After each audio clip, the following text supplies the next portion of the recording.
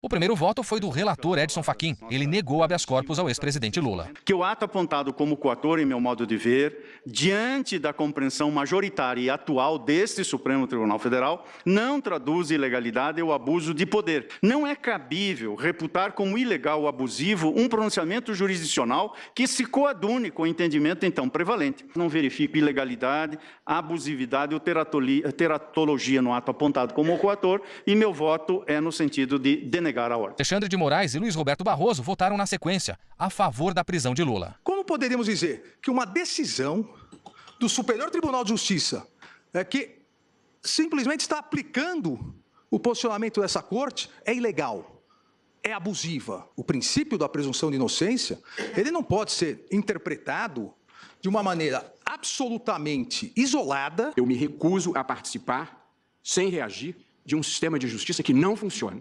E quando funciona, é para prender menino pobre, geralmente primário. Se nós voltarmos atrás, essas transformações que nós finalmente estamos conseguindo no Brasil, com atraso, mas não tarde demais, elas vão regredir.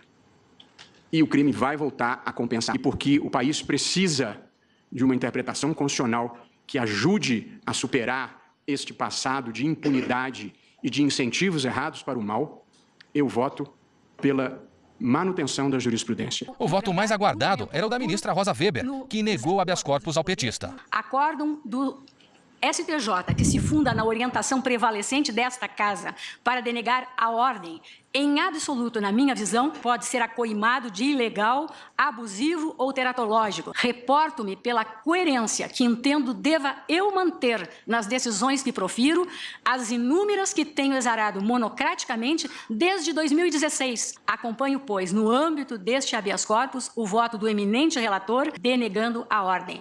Em relação à última questão do nosso simpatizante aqui, de um governo corrupto, que foi colocado para fora do Brasil pela corrupção, pela falta de vergonha na cara de quem roubava bilhões e bilhões, se, ao invés de roubar bilhões, tivesse investido na segurança, se ao invés de desviar dinheiro para construir porto em Cuba, tivessem investido em presídio, nós estaríamos muito melhor. Obrigado. A Lava Jato estragou tudo. Evidente que a Lava Jato não estava nos planos. Por isso que eu disse, não tem mais relevância nenhuma. Porque o plano era perfeito, mas não combinaram com os russos.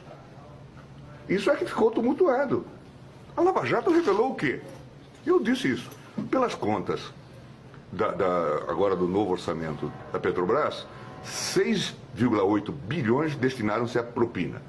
Se um terço disso foi para o partido tem algo em torno de 2 bilhões de reais de caixa. Era fácil disputar a eleição com isso.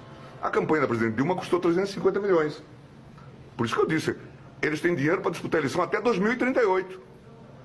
E deixariam os caraminguados para os demais partidos. Era uma forma fácil de se eternizar no poder. Na verdade, o que se instalou no país nesses últimos anos, está sendo revelado na Lava Jato, é um modelo de governança corrupta. Algo que merece um nome claro, de cleptocracia. Isso que se instalou. Isso é evidente. Veja o que fizeram com a Petrobras, veja o valor da Petrobras hoje. Por isso que se defende, eu falei isso, por isso que se defende com tanta força as estatais. Não é por conta de dizer que as estatais pertencem ao povo brasileiro, porque pertencem a eles. Eles tinham se tornado donos da Petrobras. Esse era o método de governança. Infelizmente, para eles, e felizmente para o Brasil, deu errado. Isso revelou, e nós estamos nesse caos por conta desse método de governança corrupta. Nós temos hoje, como método de governança, um modelo cleptocrático. Ninguém pode esquecer o mensalão, a Lava Jato, diz o presidente do STF, Luiz Fux. Tive a oportunidade, nesses 10 anos do Supremo Tribunal Federal, de julgar casos referentes à corrupção que ocorreu no Brasil.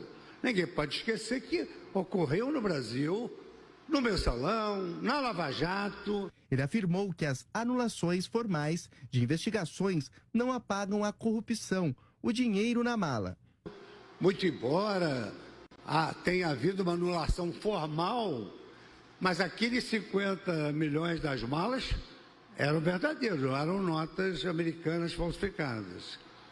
O gerente que trabalhava na Petrobras, ele devolveu 98 milhões de dólares e confessou efetivamente que tinha assim agido.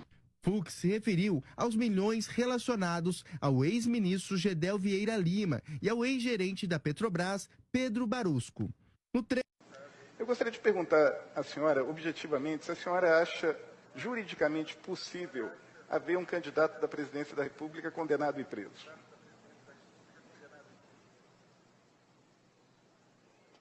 O direito brasileiro não permite que haja, pela lei da ficha limpa, o registro válido daquele que tenha sido condenado a partir de um órgão colegiado, ou seja, basicamente de segunda instância. Ou seja, a senhora está dizendo que... Juridicamente é isso que se tem no Brasil. Uma candidatura, então, de um sujeito condenado em segunda instância, ela não poderá existir. É o que tem prevalecido na jurisprudência da Justiça Eleitoral brasileira.